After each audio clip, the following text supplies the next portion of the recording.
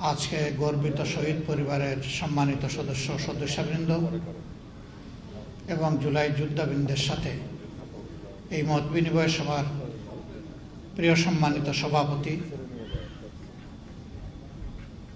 এনসিপির সম্মানিত আহ্বায়ক, জাতীয় সংসদে বিরোধী দলের চিফ হুইপ প্রিয়ভাজন নাহিদ ইসলাম, মঞ্চে বসা 11 দলের শীর্ষ নেতৃবৃন্দ, শহীদ পরিবারের সম্মানিত গর্বিত সদস্যবৃন্দ, আমার সামনে উপস্থিত শহীদ পরিবার এবং জুলাই যোদ্ধাবৃন্দ, সাংবাদিক বন্ধুগণ, যেহেতু জোহরের সালাত আসন্ন, সেই কারণে আমি বেশি কথা বলবো না।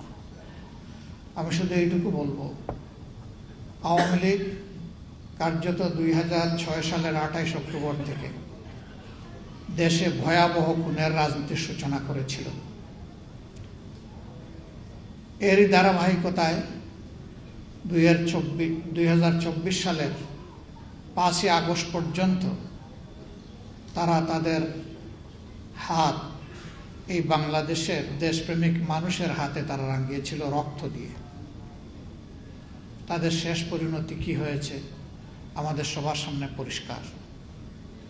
আর আসল পরিণতি আল্লাহর জিম্মায় তাদের জন্য অপেক্ষা করছে।